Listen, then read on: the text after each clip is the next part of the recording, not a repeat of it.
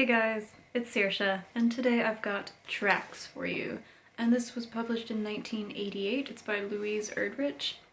And I don't think I'd ever heard of her before, but we read this for my class this semester, and I am in love with it and want to read everything she's written. And luckily this is part of it's not really a series that was written sequentially. It's more like there are other books she's written that deal with the same characters. So I can't wait to read them all and dive back into these characters' lives. It's so good. So, as I said in the jazz video, I wrote about direct address for my final essay, and I used this book as well, so it was about jazz and tracks. And in jazz I talked about the musicality, the antiphony, the choral tradition. Well, for this one I talked about the Native American oral tradition of storytelling, and no, that's it. But basically the way that the narrator is using direct address to, in this case, a very specific audience. So there's two narrators in this book. You have alternating chapters. So there are the Nana Push chapters, and that's a male narrator, and then we have a female narrator, Pauline. And so he's a much older character than she is. She's a young woman. And the narrative spans, I think it's 10 years? Yeah.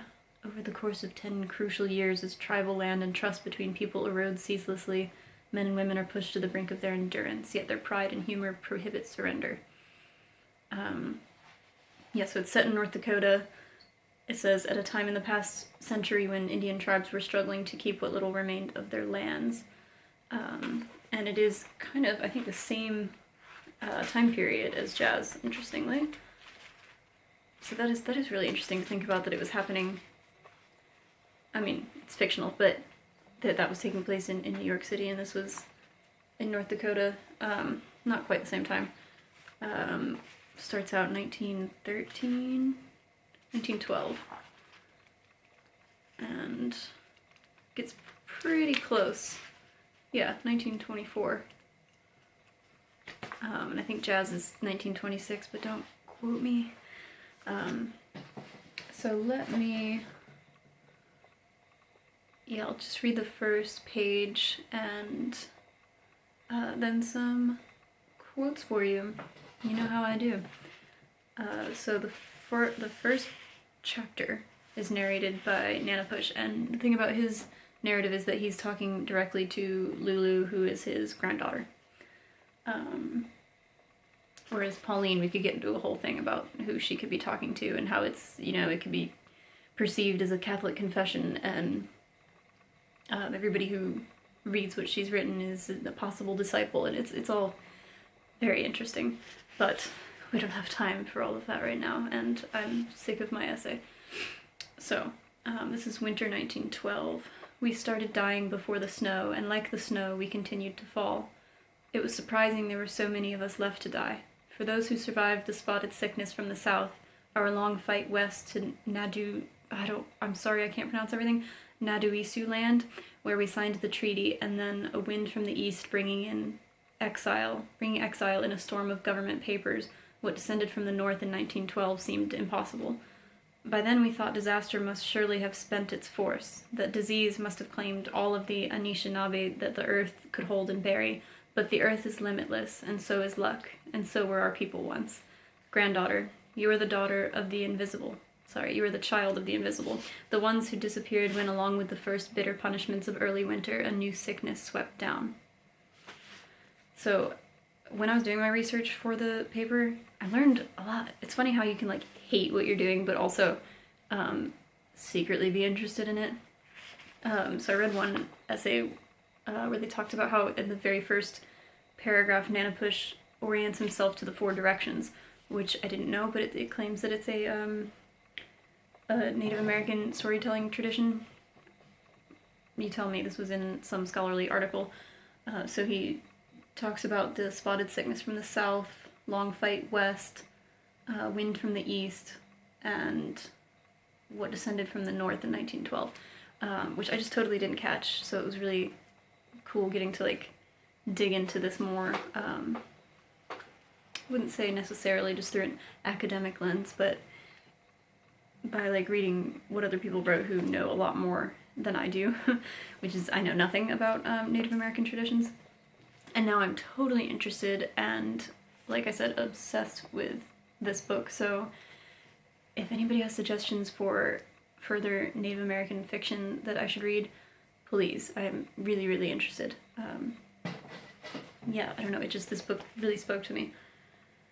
So, let's see, I've got a cat on my lap, so I'm like kind of resting things on her, and she seems okay. Let's see, page 9, okay. Oh, I even gave myself helpful little notes here. That's so nice of me. And then I can't find, oh, okay. So a lot of this deals with the loss of land, land being sold, taken away. I watched the wagons take the rutted turnoff to Machamanito. Few of them returned, it is true, but those that did were what's wrong with me right now? Those that did were enough, loaded high with hard green wood. From where we sit now, granddaughter, I heard the groan and crack, felt the ground tremble as each tree slammed earth. I weakened into an old man as one oak went down, another and another was lost, as a gap formed here, a clearing there, and plain daylight entered. I know I talked in the last video about the loss of nature, and it's so, I don't know, so profound to me to read about, and just like one of the saddest things that can possibly be written about is the encroachment of civilization, if you will, upon what is really important, which is our Earth. Oh yeah, it's so sad. Every year there are more who come looking for profit, who draw lines across the land with their strings and yellow flags. Ugh, it's terrible. Okay, 46. Both of these books are like the same length. They're like 220-ish pages.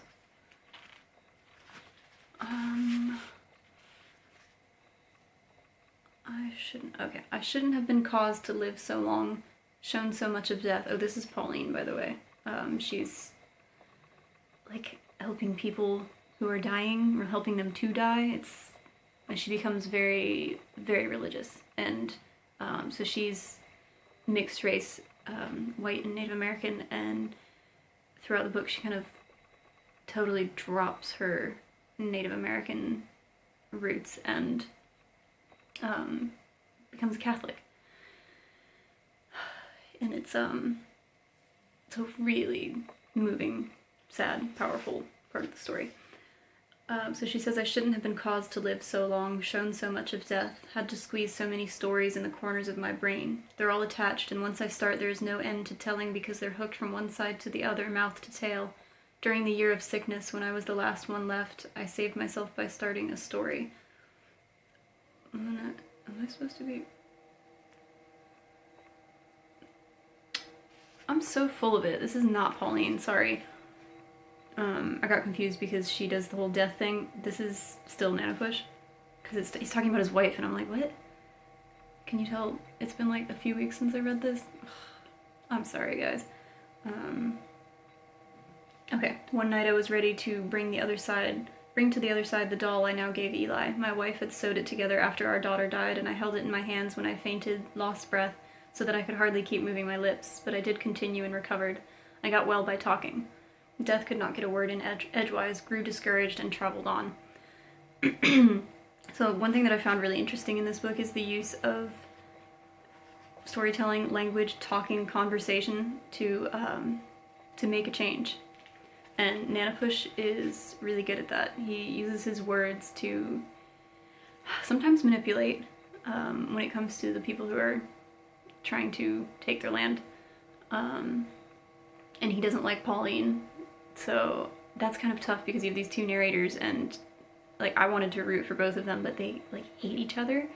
So sometimes they recount like some of the same scenes in their own first person narratives in the book, and you're thinking like, who do I believe? we have as a theme this semester, I think, the unreliable narrator, which I love. I love unreliable narrators, and we will definitely talk about that with Villette. Okay, let's see if I can, like, actually remember who's talking. It's late. It's not even late. I can't even say that it's late, but it feels like midnight because it's so dark. Okay. Page 67. Okay, this is what I was thinking was the last one. This is Pauline. She did not stir, she did not arch from the bed or twist to evade death or push it away from her face as it descended, entered, I don't know how. She let it fill her like dark water, and then a narrow-bottomed boat tied to shore, she began to pull away. But she was moored by her jaw, caught, for as the current drew her off, her mouth opened wider, wide as can be, as if she wanted to swallow herself. The waves came, and then soundless she closed her eyes, strained and tossed. Perhaps, hand over hand, I could have drawn her back to shore, but I saw very clearly that she wanted to be gone. I understood this. That is why I put my fingers in the air between us, and I cut where the rope was frayed down to string.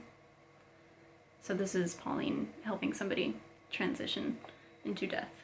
And she says, I alone, watching, filled with breath, knew death as a form of grace. And I thought that was like a really just moving moment, almost scary, but peaceful. I don't know, death is such an interesting subject. 71. Oh, okay. So one of my favorite things about this book is the way that she writes about sexuality, and it's so poetic and so beautiful, and uses like nature imagery and words that would make sense for where they are and the lives that they have. And so often in books you read like sex scenes, and they're just like graphic and over the top or uninspired, and they don't use language that like gets across what it really is like. You know, it's just because there aren't really words. I don't think there's really words for anything, obviously, because I can never talk, but for passion and sexual desire, it's really, really hard to write. But this is just like, I won't read any of the more exciting stuff, but this is just a little bit of like tension. This is Pauline. She's observing two other people, and she knows that she'll like never know sexual intimacy because just nobody is attracted to her. So she watches other people. She says, what was between them was more obvious to me than if they touched. I could not pass between the two of them. The air was busy, filled with sparks and glowing needles, simmering. Their bodies, like ore and lodestones, drew together and repelled me, or, if I stubbornly resisted, loomed close enough to crush. And it goes on and on. It's just beautiful, but I'll let you read that yourself because it is gorgeous, and I don't want to ruin it with my voice. Skipping a lot here, and I think then we're almost done. Oh wow, yeah. That's it? No, almost. So this is Nana Push again. He was right in that I should have tried to grasp this new way of wielding influence, this method of leading others with a pen and piece of paper. I looked around. If I had, perhaps, the road I walked on would not have been rutted by the wheels of laden wagons. Huge wallows would not have opened where the crews pried loose from mud after a rain. The lumbermen often used drags or sledges, and these two had cut the earth, as did the shod hooves of animals. So there we're dealing with the land being taken over by people who use what he's talking about, leading with a pen and paper, and it is so sad. I know I keep saying that, but it's just so sad. And I read a lot about that for my essay about how this character like Nana Push, he would not have normally written things down. That would not be normal for him. And yet he's faced with this new era of people asking for his signature on things, and suddenly these people with the pens and the paper have power, and it's not just his words and the oral tradition that moves their lives along. And yeah. Scary times. Couple more.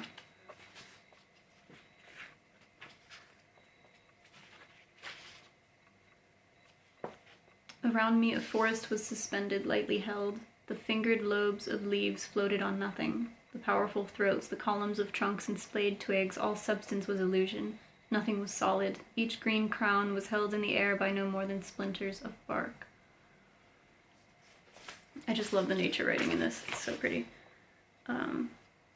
But that's a really important part, and I won't spoil it.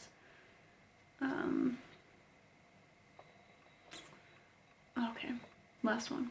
Margaret and Father Damien begged and threatened the government, but once the bureaucrats sink their barbed pens into the lives of Indians, the paper starts flying, a blizzard of legal forms, a waste of ink by the gallon, a correspondence to which there is no end or reason. That's when I began to see what we were becoming, and the years had borne me out. A tribe of file cabinets and triplicates, a tribe of single-space documents, directives, policy, a tribe of pressed trees, a tribe of chicken scratch that can be scattered by a wind, diminished to ashes by one struck match. A tribe of pressed trees, like that's... That sentence right there, that's enough, you know? Like, I loved this book, can you tell? And as I said, I will go on to read more of her books. It just gives you so much to think about. So yeah, highly recommend. Please read it. It's amazing. I'm really glad that at least two really good books came out of this very taxing semester.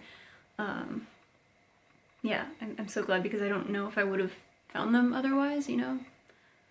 I haven't seen them before, so I'm not sure.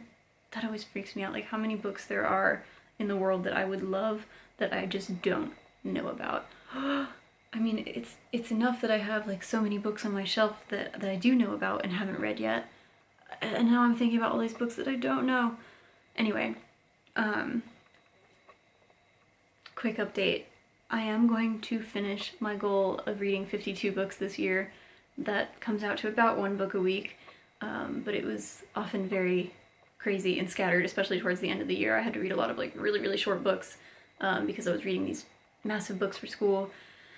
And I'm nuts, so I'm ending the year with, instead of just, you know, a nice little short book to finish it out, I am putting myself through the task of reading Little Women, which I'm not going to say it's a task. It's a good book. I'm only like 100 pages in, but I like it. It's very easy to read, thank goodness. But it is almost 500 pages, so I'm making myself read at least 60 a day, so I can finish by the end of the year. And then I don't know if I ever want to do this 52 book challenge again. This was so hard. How many books did you guys read this year? I know you're gonna say more than me. I don't know how people read so fast. I say I'm a slow reader and people don't believe me, but it's so true. I'm really slow. All I do is read. It takes me forever. You know, so you think I'm reading fast. I'm not. Like, I just don't have much of a life. Well, I do some things, but most of the time I'm reading because I'm trying to finish this goal. I just can't believe I've done it. And I did have to listen to a few audiobooks, which I normally wouldn't count. I think I've counted 4 audiobooks for the year. And 2 of the books were books I've read before, but other than that, like, all new books, and yeah. Anyway, something to be proud of. Even if other people are saying they've read like 100, I don't know how you did it. How? Tell me. Seriously. What are you reading? Okay. Anyway, that's it for now, and oh my goodness. Say goodbye. I'll see you next time with Villette, and I already know I just can't do it justice because it is the greatest novel of all time, and I feel like so much pressure that I'm just putting on myself because nobody is telling me to do this, but I hope that if you've read the book or if you just are interested in it, you enjoy what I have to say about it. So I will see you next time for that. Bye!